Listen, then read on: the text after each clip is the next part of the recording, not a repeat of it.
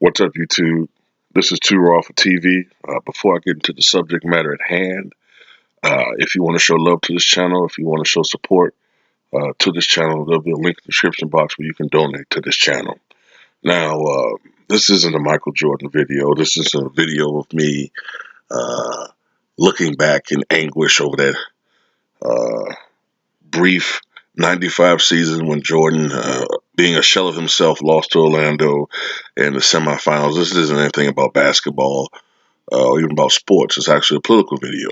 I have this picture up of Michael Jordan, uh, mostly not because of the name, excuse me, but the number that's on the back of the jersey.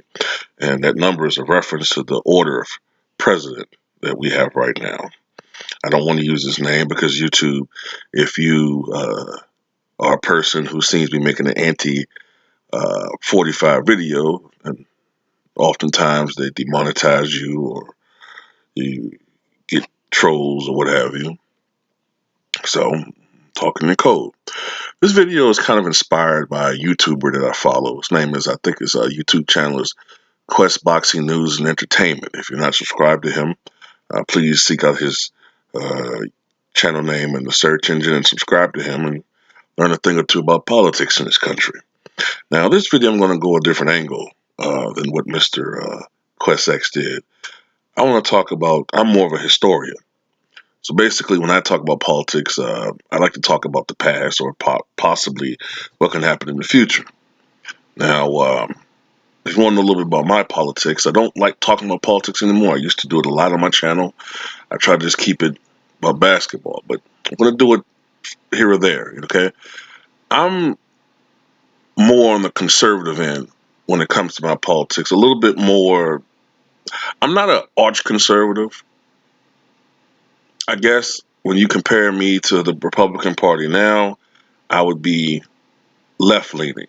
But if you compare my views to how the Republican Party used to be maybe in the 50s, then I would fit right in, okay, uh, with that party. And before a lot of you guys say, well, man, how can a black guy fit into the Republican Party in the 1950s? Well, actuality, back in the 1950s, it was kind of a toss up, really, and really actually a little bit more for the Republican Party being more of the party of civil rights. You got to remember that the Democratic Party, until the left wing kind of really took control of the party in the 1960s, the Democrats were kind of more controlled by the Dixiecrats, who were the Southerners. The Dixiecrats were the sons and grandsons of ex-Confederates, and they didn't appreciate Negroes having civil rights or anything of that matter. They wanted the South to stay solid and segregated for as long as possible.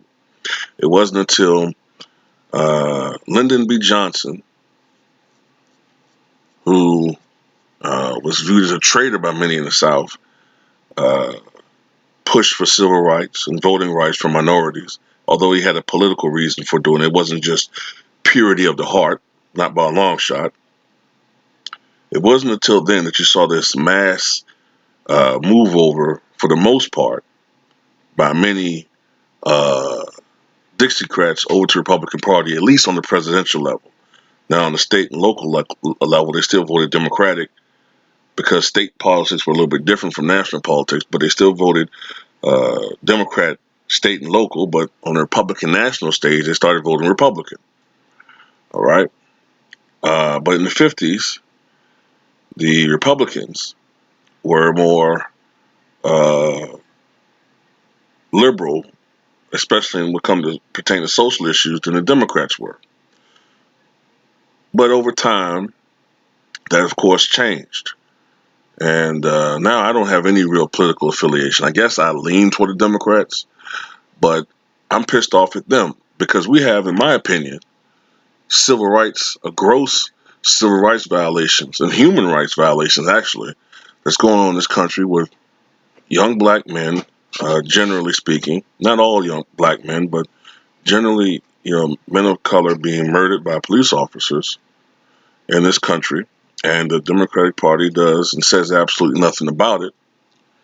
But we're supposed to keep coming out there every 2 to 4 years and voting for them. And it's to the point now where I do support I guess it's pronounced the ADOS movement, the American Descendants of Slaves movement. Perhaps we should receive reparations. But the fact of the matter that the Democrats don't even want to acknowledge that this is going on, but they want our vote, I don't support them. But I'm gonna tell you something. You have this thing going on right now where you had Robert Mueller come out today and more or less uh, gave the ball to the Democrats and said, look, the evidence is there, and basically told them to go on and move on with the impeachment proceedings. It's on for them to decide whether or not they want to do that. But pretty much the evidence is there that Trump has committed uh, a number of impeachable offenses. And if the Democrats choose not to go there, more namely speaking, Nancy Pelosi and Chuck Schumer, if they choose not to do this, then not only I think are the Democrats going to lose whatever they gained in 2018, Trump's going to be reelected by default, possibly by a larger margin than he won in 2016. And I think there's going to be damn near a civil war in the Democratic Party because the progressives are the one that came out and voted in 2018 and pushed the Democrats into the majority in the House. Okay, not the establishment Democrats; it was the progressives. They need to remember that. And if they don't uh, fulfill the progressive agenda, there's going to be, in my opinion, a uh, there's going to be an internal civil war within the party. And I think by the time of the next nominee, when the next convention comes up in 2020, right now, if I had to be a betting man, I think it's probably going to be Joe Biden. I can't say that's going to be for certain, but if it's Joe Biden and he picks an establishment running mate, you better believe there's going to be a third party candidacy by somebody, possibly Bernie Sanders, possibly running with somebody else who's far left wing, and they're not going to be hurting Trump. They're going to be hurting Biden, and by default, Trump's going to win a electoral landslide, and the Democrats are going to have nobody to blame but themselves. Right now, you have to do what you got to do to the Democratic Party for once. Show some goddamn balls. Show some balls. Look, it took all the way into the smoking gun tape when you heard Nixon say on tape himself, tell his chief of staff, he told his chief of staff, H.R. Haldeman, basically, tell the FBI to back off. Don't go further into this. He told Haldeman, all right, to tell Dick Helms, we don't want you to go further into this. No. Well, the CIA and FBI. I think the acting FBI, because that was a month after Hoover died. So I think it was L. Patrick Gray. He told, yeah, Haldeman to tell L. Patrick Gray, the acting FBI director, to hold off on the investigation of Watergate. It took that for him to get uh, in trouble in hot water because there was no defense upon that. And that's what it took for them to put up articles of impeachment on Nixon. Republicans, all it took was for Clinton to essentially, I guess, in their minds, lie about receiving a blowjob. Let's weigh this now. The Democrats, it took all the way until Nixon to say on tape, to tell H.R. Haldeman, to tell L. Patrick Gray to back off on the investigating, the FBI to investigate Watergate. Republicans went ahead with the witch hunt on Clinton, Bill Clinton, because he has supposedly lied about receiving a blowjob.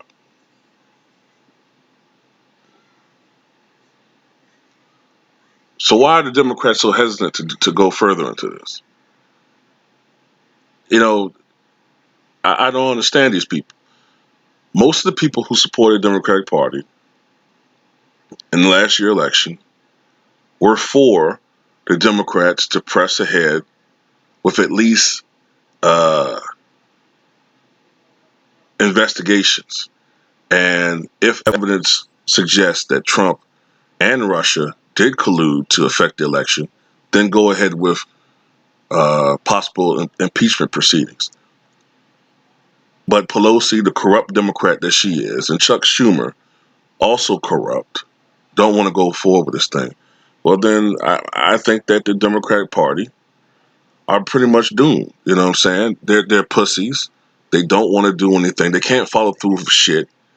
And to me, another reason why I think Trump's going to be reelected is because historically, Americans, even though Democrats kind of say that, this is a bad trait for Trump, Americans kind of like authoritarian leaders.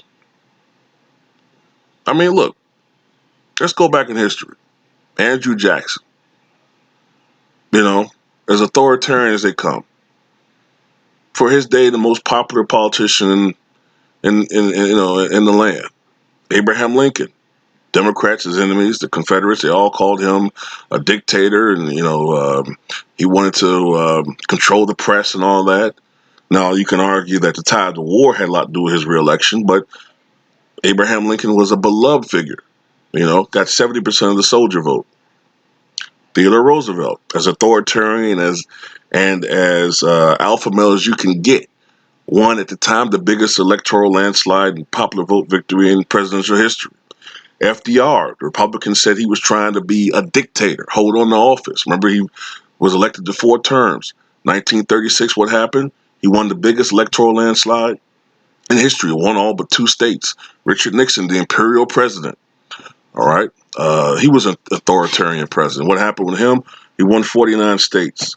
So basically what I'm saying is that I don't think that's a winning argument for Democrats. I think they need to stick with the corruption thing, but personal attacks, I don't think that really works for him. I think they need to argue more about what happened with the corruption charges.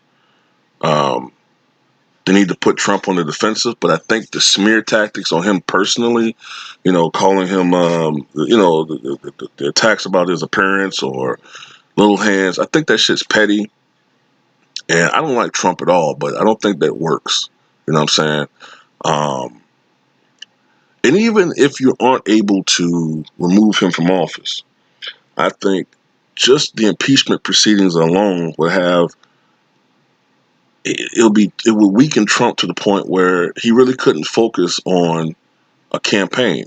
He would be too concerned about what's going on with the impeachment, with the impeachment proceedings. You know what I'm saying? He really couldn't be a full-time campaigner, and he would weaken him on 2 fronts. You would have the Democratic candidate, probably Biden, and I think the Democrats would serve themselves best if they do elect, they do have a progressive VP, probably a female VP, attacking him with the campaign, and then you have this separate, wink wink, congressional investigation on Trump. I think that would weaken Trump to the point where he would lose, and probably lose terribly. And I'm pretty sure that Democrats would play politics, and right around time of election day, they would have this October surprise of information that would come out that would make him look really bad, and Trump would lose. That's what I would do if I were in leadership of the Democratic Party. But you know what? The Democrats are weak. They're pussies, and they're not going to do anything.